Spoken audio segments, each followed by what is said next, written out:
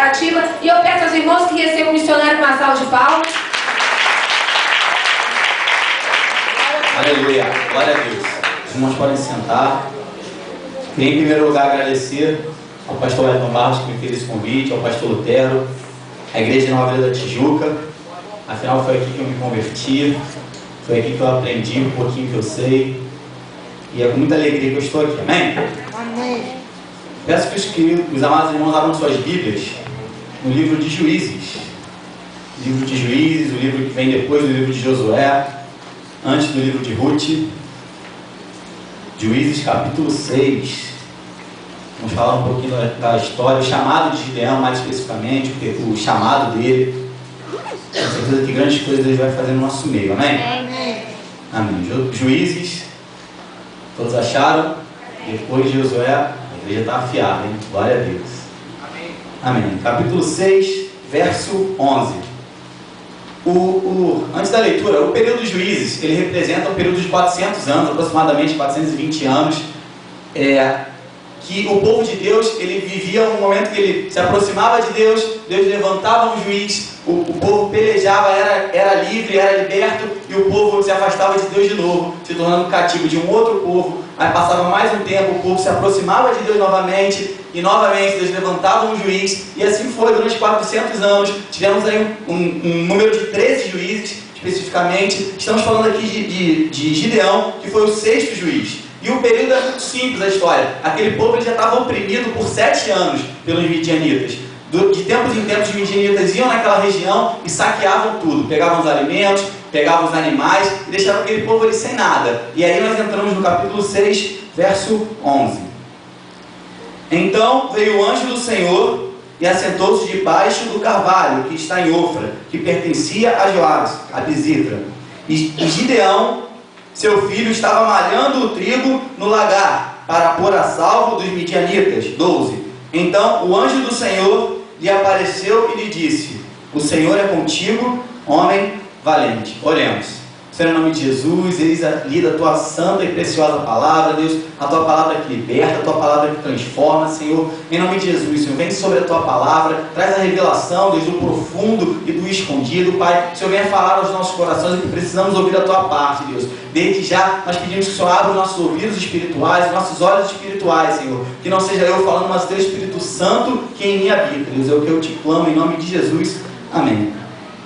Queridos, esse é um texto muito conhecido, muito conhecido.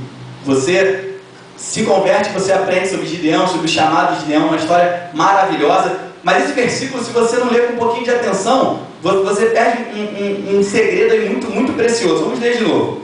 Então veio o anjo do Senhor e assentou-se debaixo do carvalho, que está em Ofra, que pertencia a Joás, a Bizitra. Gideão, seu filho, estava malhando o trigo no lagar. Malhando o trigo no lagar.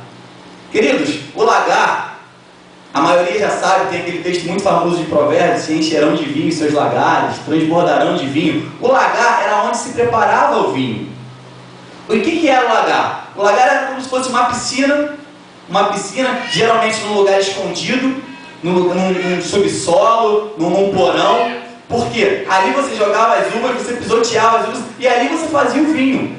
E quanto mais fechado aquele lugar, mais puro seria aquele vinho. Imagina você fazer vinho num lugar aberto, vem as impurezas, vem a sujeira e acaba com aquela produção. Então, Gideão estava naquele local ali, como diz o texto, claramente, escondido, malhando o trigo. E o trigo é justamente ao contrário do vinho. O trigo você vai para um lugar aberto, um lugar com a máxima ventilação possível, você coloca o trigo e você vai malhando. Malhando, e o próprio vento, ele vai fazendo a separação da parte boa e da parte ruim. Então você vê Gideão naquele momento ali, escondido, como o texto diz na parte final, para pôr a salvo dos midianitas. Então ele está ali, num subsolo escondido, malhando o trigo no lagar, e vem o anjo do Senhor, e olha para ele e diz o que para ele? Homem valente. Queridos, Deus, ele tem o dom de ver o teu interior.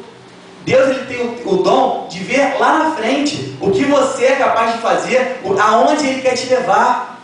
E às vezes nós vivemos escondidos no nosso dia a dia. Nós nos escondemos do nosso trabalho, nós nos escondemos das opressões do mundo, dia após dia. Mas às vezes ele fala para a gente essa noite: homem valente, mulher valente.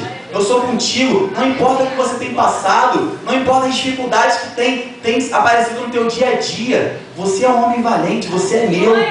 E eu vou te capacitar, eu vou te levar além. E Deus tem isso para a nossa vida. Deus ele é capaz de ver muito além do que os nossos próprios olhos. Deus ele tem esse dom. E o texto ele continua. 13. Respondeu-lhe Gideão: ai, Senhor meu, se o Senhor é conosco, por que nos sobreveio tudo isso?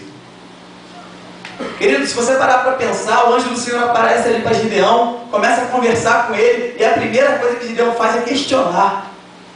A primeira palavra que ele profere é uma reclamação. E se você olhar, a grosso modo, você pode achar que foi até uma falta de educação, alguma coisa assim. Mas se você parar para olhar para a tua vida, para a minha vida, é do ser humano o questionamento. Nós diariamente questionamos o nosso trabalho, a nossa saúde, a nossa família, os nossos amigos. Diariamente nós questionamos. Nós viramos para Deus e: Senhor, eu não gosto disso, eu não gosto daquilo, eu não quero permanecer assim. É do ser humano o questionamento. Isso não é errado. Se você for ver a história do rei Ezequias, Deus levantou o profeta e falou: você vai morrer. E ele foi lá, ele clamou, ele pediu, e Deus acrescentou 15 anos de vida para aquele homem. Mas nós temos que ter discernimento também na hora de questionar. Às vezes você reclama do teu emprego e você não estudou quando era o tempo de estudar, tem a chance de estudar hoje e não estuda, não distribui um currículo, não se atualiza, e você quer reclamar do teu emprego.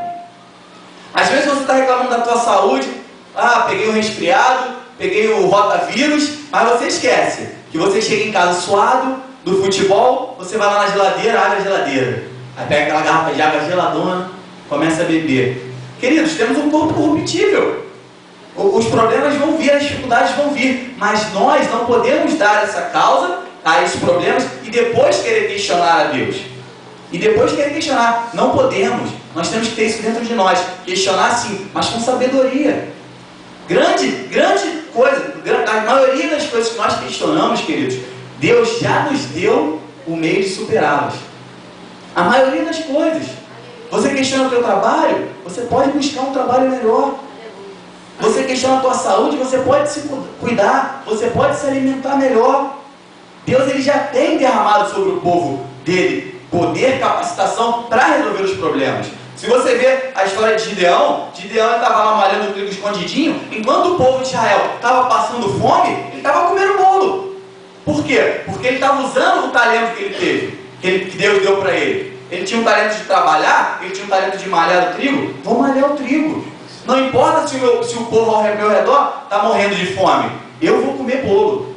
E assim Gideão continua. Se você for ver lá em Êxodo 14:15, que o povo de Israel está ali em frente ao Mar Vermelho e vê aquele mar e caramba, o que a gente faz? Atrás Faraó vindo armado para matar todo mundo, e o povo começa a murmurar: Moisés, nos tiraste lá para morrer aqui? E Moisés ele faz o quê? Ele clama ao Senhor: Senhor, e agora? O que a gente vai fazer? O que o Senhor responde? Por que clamas a mim? Por que clamas a mim? Diga ao povo que marche. O que tens na mão? Um cajado, um cordão? Toca no mar. Nós temos que ver, olhar para nós mesmos, porque a capacitação está em nós, queridos.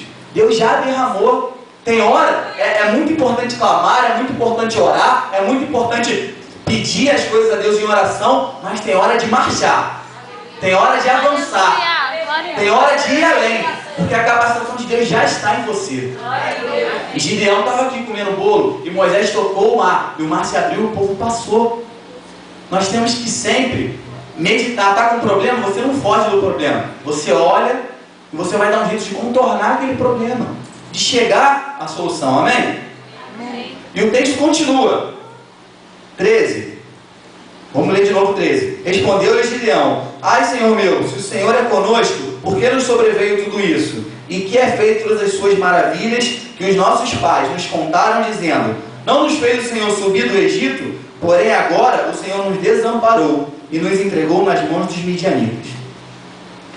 Querido, Gideão ele levanta uma questão muito interessante. Gideão ele vivia uma fase que ele servia a Deus.